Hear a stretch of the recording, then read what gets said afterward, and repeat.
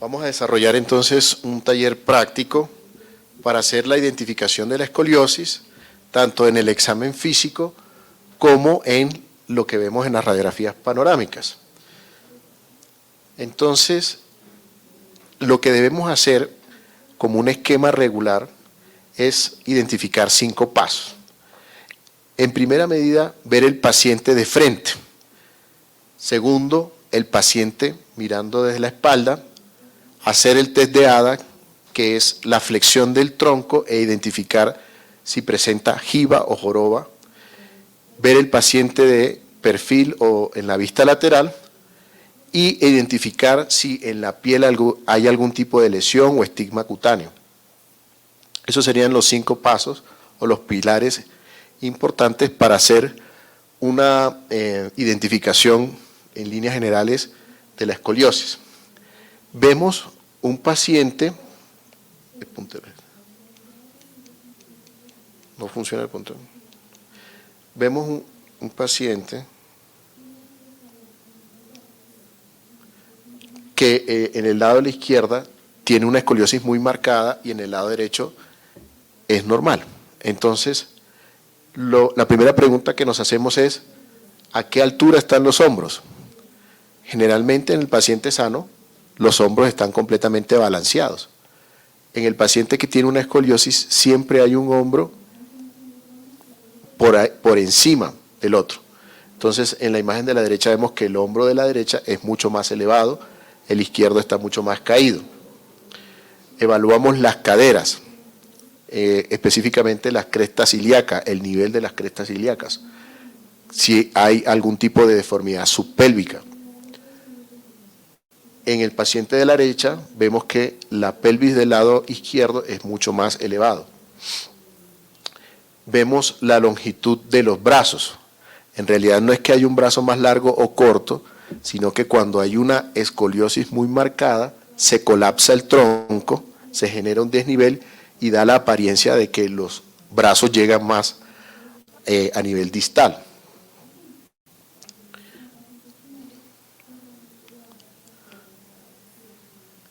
Ya viendo el paciente desde la espalda, evidenciamos que hay un desbalance en el plano coronal.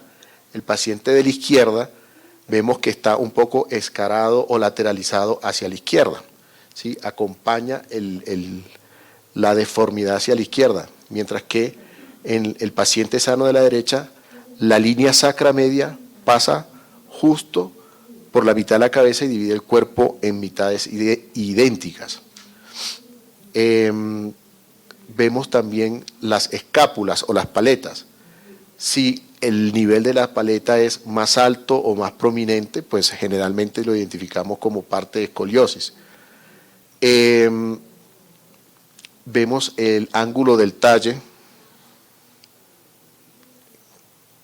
que es este ángulo que se forma acá, que es mucho más pronunciado y hay una asimetría si uno lo compara acá, no hay un ángulo como tal, mientras que en este tipo de pacientes tiende a tener cierto grado de simetría.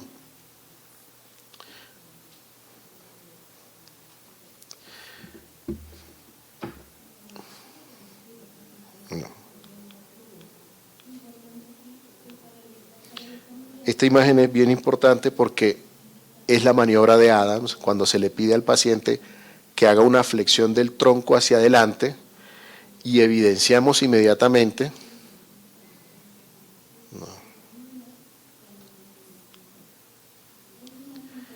esta joroba ojiva, que realmente es las costillas que sobresalen por la rotación vertebral que ocasiona la escoliosis.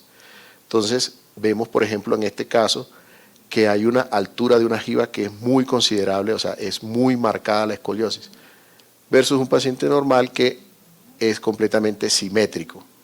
Siempre tratamos de verlo, el paciente de espaldas, un poco alejado, más de 1 metro, para evidenciar ese tipo de deformidad, que realmente lo que es la elevación de toda la reja costal por la rotación vertebral.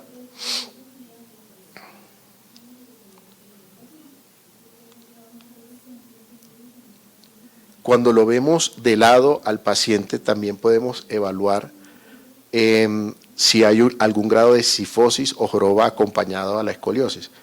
Entonces, esto que vemos aquí como una gran joroba, pues denota que hay un aumento del grado de cifosis de este paciente. Estos pacientes pueden tener cierto tipo de restricciones cardiopulmonares por la deformidad ocasionada en la columna.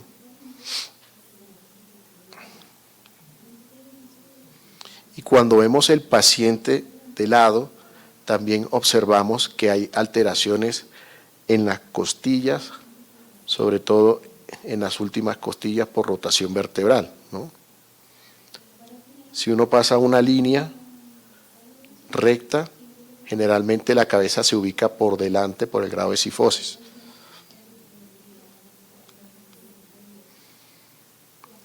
Y también evaluamos si hay estigmas cutáneos, porque hay escoliosis como por ejemplo de otros tipos como neurofibromatosis, escoliosis neuromusculares, escoliosis sindrómicas, que tienen algunos, digamos, estigmas que sugieren otros tipos de escoliosis, cuyas progresiones van a ser mucho mayores en corto tiempo, y esto debemos evaluarlo para descartar algún síndrome por alteración genética que genere alguna alteración acelerada de la progresión de la escoliosis.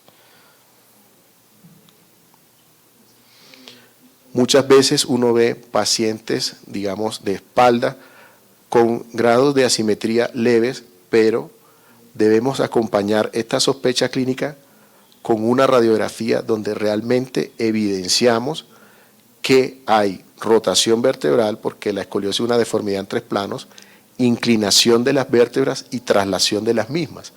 Y en la radiografía se evidencia esa deformidad tridimensional. Aquí vemos entonces, cuando hacemos la radiografía, inmediatamente se ve toda esa dismetría a nivel de las escápulas, del ángulo del talle, que sugieren una escoliosis. Aquí, por ejemplo, nosotros desarrollamos un método que son el método de medición de ángulo de Cobb para identificar el grado de la curva, y establecemos una vértebra límite superior y una vértebra límite inferior, una vértebra límite superior, una vértebra límite inferior, y según el grado del valor angular podemos determinar si es que esa escoliosis es leve, moderada o severa. Generalmente las escoliosis que sobrepasan los 45 grados del ángulo de Cobb son ya escoliosis que requieren un tratamiento quirúrgico, porque uno sabe que va a tener una progresión en el tiempo. Se hacen también estudios radiográficos dinámicos para establecer si esas curvas son rígidas o son flexibles. Y entonces, por ejemplo, aquí vemos que esta curva lumbar, ¿sí?, cuando hacemos el bending, corrige menos de 25 grados, aquí nos da 36, y establecemos que es una curva rígida, lo cual requiere un tratamiento quirúrgico. ¿Sí? Y aquí ya vemos, por ejemplo, el resultado de una indicación quirúrgica, que es finalmente la artrodesis con tornillos pediculares y barras, para evitar, primero, corregir la deformidad y evitar que siga progresando. Muchas gracias.